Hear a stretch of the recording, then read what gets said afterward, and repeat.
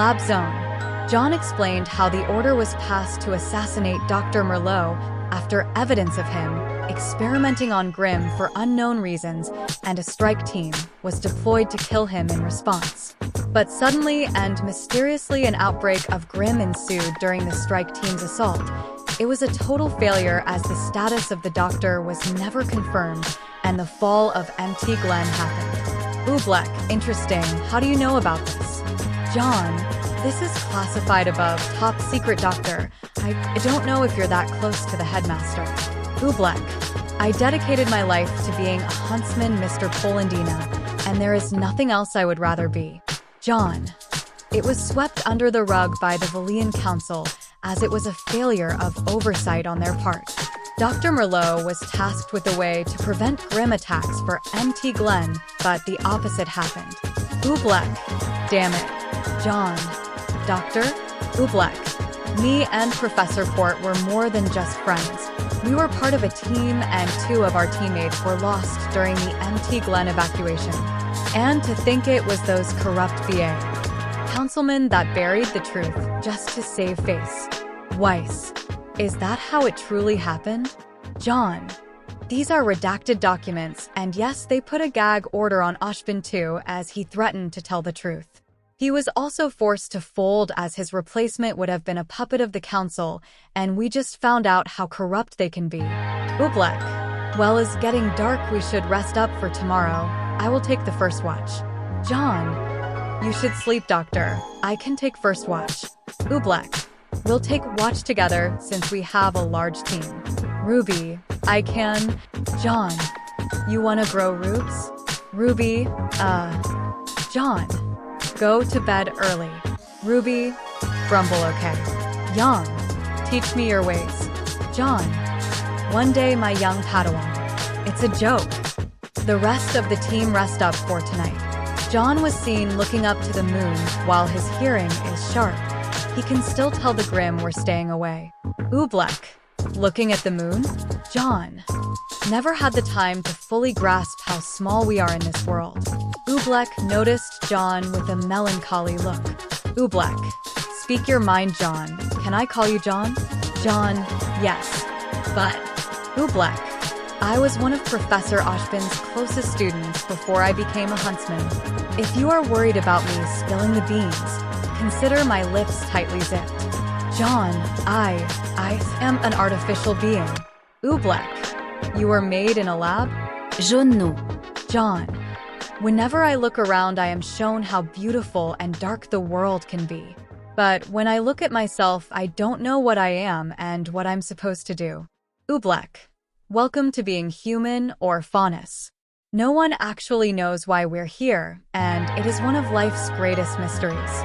Jaune, Grandpa Ozpin said women are the greatest mystery in the universe.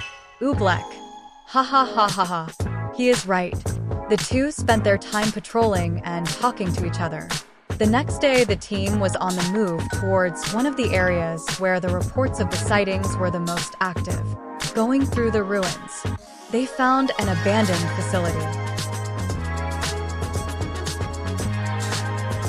Oobleck scowled as he wiped away a sign and saw it was an R&D facility. Oobleck, the thing that was seen is snooping around in this place? It's not a coincidence. Jaune, it might be related to what happened. Ruby, all right team, stay alert and watch each other's backs. Weiss, wow Ruby, you really have stepped up in your leadership skills. Ruby, I have people counting on me, so I had to grow up. Jaune was walking ahead as Ruby glanced at his back, hoping he didn't hear. Jaune, on the other hand, was ignoring their conversations and focusing on detecting possible threats. Run was on the high ground looking out. Run. All clear. No Grimm in sight. They wearily entered the abandoned building, not knowing what is waiting for them. Young. Man, this is freaky. Weiss. The place seems abandoned. Oobleck. Keep your guard up, teams. Looks can be deceiving.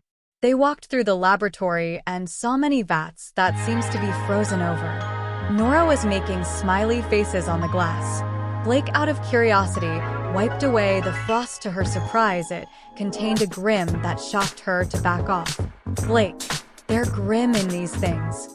Nora stopped what she was doing and slowly backs away from one cartoonishly. Weiss. What in Um's name was this madman thinking? Oobleck found a book that barely had any dust on it than the rest. He read its contents as it was revealed to be a journal. It had a project name, Hereafter. As he reads on, it was revealed that Merlot was experimenting on Grimm to find out their apparent immortality, as records have indicated that Grimm don't die to age. He wasn't simply looking for immortality, he was sick and dying.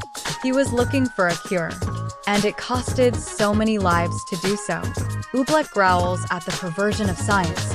He wanted to burn the book, but opted to report it to Ozpin and secured it into his inventory.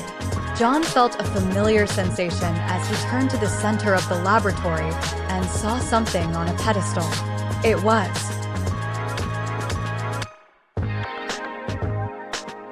He picked up the emerald and the building went into lockdown mode. Dr. Merlot, if you are hearing this, well, you stumbled upon my life's work. Sadly, I have passed away, but that doesn't mean my masterpiece should be pilfered by wannabes who want to continue where I left off. Only I can finish my own work. No one else. And besides, you are trespassing. As the containers released the altered Grimm as they were being surrounded. Nora. Well, I was wondering when I was gonna break some legs.